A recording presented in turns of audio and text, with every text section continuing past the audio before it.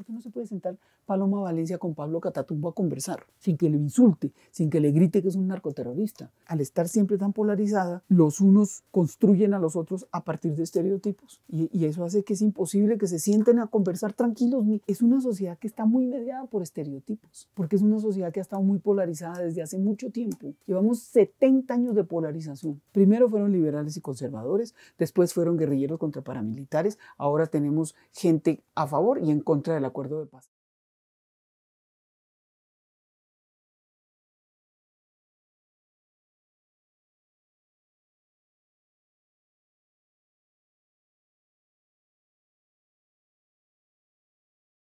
El primer estereotipo del miedo a ese pueblo insurrecto, es el basilisco, que es una figura que utiliza Laureano Gómez para describir al Partido Liberal. Acaban de matar a Gaitán, Bogotá está incendiado, es decir, estamos en pleno Bogotazo, el pueblo liberal está furioso porque les mataron a su líder y Laureano Gómez construye esta figura que es una figura impresionante porque es una figura que tiene cuerpo de mitad cuerpo de gallo y mitad cuerpo de dragón. Laureano Gómez le dice que tiene un gran estómago oligárquico y una pequeña cabeza comunista. ¿Por qué le pone pequeña cabeza comunista al Partido Liberal? Si ahí no había comunistas, eran los gaitanistas y los liberales. Ahí nace ese estereotipo del miedo a ese pueblo, llamémoslo comunista, es ese pueblo insurrecto que nos puede quitar los privilegios.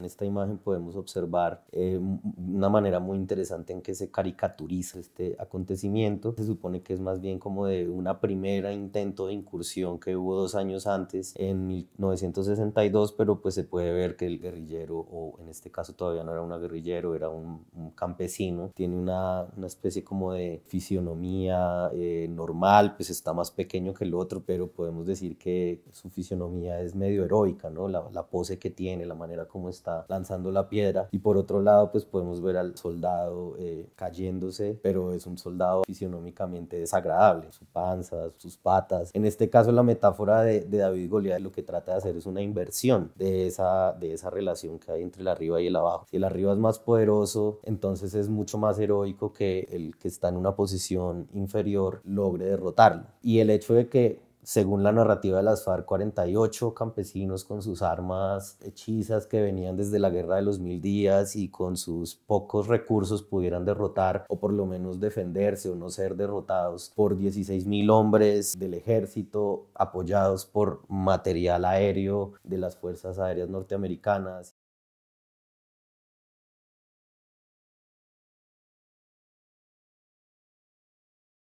Es algo que se convierte en una especie de mito estructural de la manera como ellos se han defendido del poder arbitrario del Estado. Si nosotros nos vamos, por ejemplo, a los acuerdos de la Uribe, después de los diálogos, la guerrilla nunca decide entregar las armas, dialogaron siempre con armas. Finalmente decidieron hacer el proceso de paz con unas guerrillas entre las cuales no se encontró las FARC. Justamente ese mismo día de las votaciones de la Constituyente se dio a cabo el ataque a Casa Verde, que era el lugar en donde ellos estaban allá en la Uribe, en un campamento guerrillero, y ellos han leído desde siempre ese momento como una especie de reactivación del mito de Marquetalia y lo vuelven a interpretar en esos términos de David y Goliat. El Estado llega con su poder aéreo y pues ellos sin muchos recursos logran escaparse, logran salvarse y logran legitimar en su propia manera de entender su lucha durante otros 10 años hasta que llega el asunto del Caguán.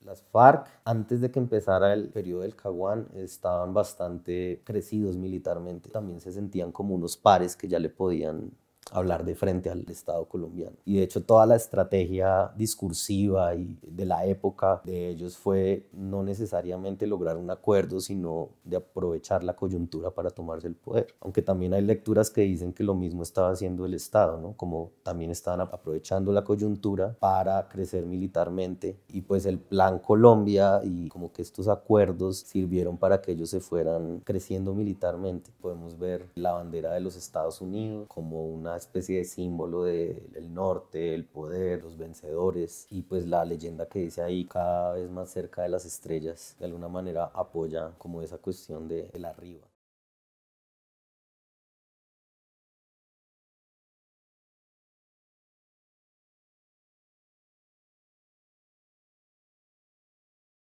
Esta imagen está en un artículo en el que se está pidiendo a los soldados y llamando a todo el pueblo, a la sociedad en general y a los soldados o a los guerrilleros de las FARC a resistir. Uno puede ver esta imagen bastante, la imagen del guerrillero disparando desde abajo, disparándole a los helicópteros, a un poder que se encuentra arriba. Las FARC caracterizan a los militares como unas marionetas de Estados Unidos. Hay varias caricaturas donde el tío Sam está jugando con los hilos, manejando la marioneta que son los militares colombianos. Unas fotos de la entrega de los guerrilleros del llano, de la guerrilla del llano, y los militares colombianos se vestían exactamente igual a los militares norteamericanos. El mismo uniforme, los mismos lentes Ray-Ban. La caricatura son unos títeres de Estados Unidos, son unos gorilas. Utilizan a Hitler y a los nazis para hablar de los militares como nazis, que no hay ninguna relación ahí. Esta imagen aparece en un artículo que es firmado por Iván Ríos, justamente reaccionando al cese de los diálogos anunciado por el presidente Pastrana días antes, que es como la derrota, la bota pisando a Colombia, y sin embargo lo que está tratando de hacer Iván Ríos ahí en ese artículo es como resignificar la palabra derrota, decir que derrota también significa en el lenguaje marinero trayecto. Entonces que ahora pues vamos a seguir otro trayecto. Y esta imagen del arriba y el abajo vuelve a aparecer también para una manera de representar pues ya la confrontación mucho más directa que se da en el gobierno de Uribe Vélez, que ya es bastante evidente que durante ese gobierno hay una lucha frontal declarada a acabar militarmente a la guerrilla y también a eliminarla desde el punto de vista simbólico también, ¿no? Como a deslegitimar sus reclamos políticos. Hay un cambio fuerte y dramático cuando se introduce el eufemismo de narcoterrorista. Ahí sí las FARC se vuelven enemigos públicos número uno, pero de manera muy, muy fuerte. Pero digamos que desde Marquetalia el estereotipo, sí, son unos tipos que están allá en el monte, están armados y los tipos ahí, quién sabe qué será lo que quieren. Pero ya cuando Uribe Vélez los categoriza como narcoterroristas, ahí me parece a mí que se refuerza y muy negativamente el estereotipo. Terroristas que pueden ser eliminados, digamos, de acuerdo con las normas internacionales y con el... como poniéndose en el contexto internacional, como si ellos fueran también, digamos, la manifestación local y concreta de la guerra contra el terrorismo.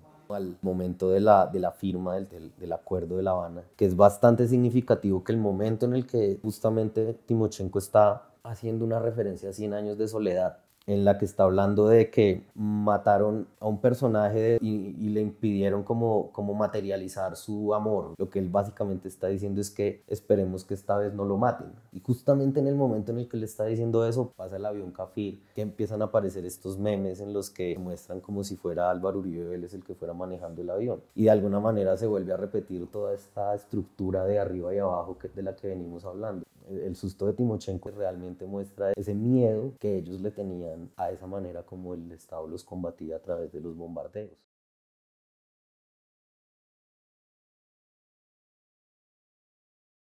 Los militares hacen una caricatura muy dura de las FARC, porque las FARC son unos bárbaros, son unos criminales. Nunca ven a los campesinos, por ejemplo. Nunca dice que son unos campesinos que están en armas porque están reclamando la tierra. Jamás.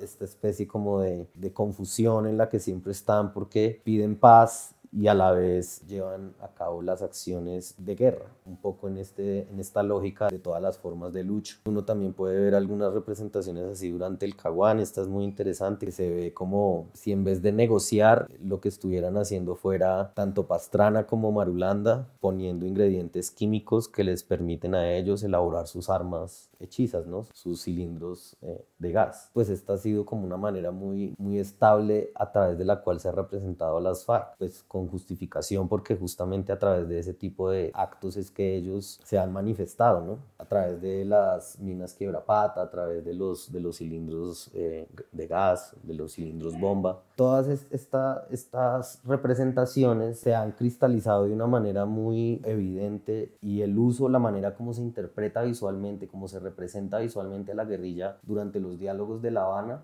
hace uso de muchas de estos estereotipos.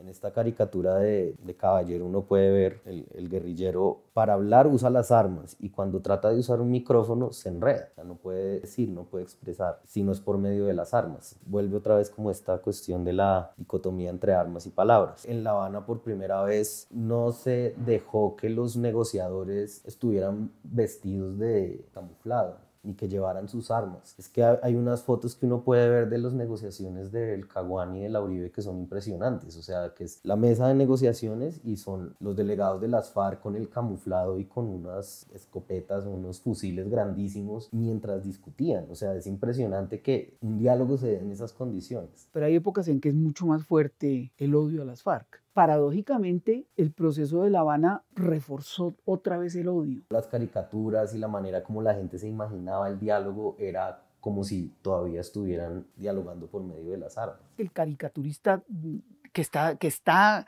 ilustrando lo que está pasando ahorita es matador. Siempre pone a la pobre Paloma de la Paz, o la pone expresada, ¿no? Vendiéndola en la carnicería, o la pone que le están cortando la cabeza. Es esa imposibilidad del país de ir un poco más allá de La Habana y entrar a la etapa de reconciliación. Si no ponemos distancia, no vamos a salir de este hueco.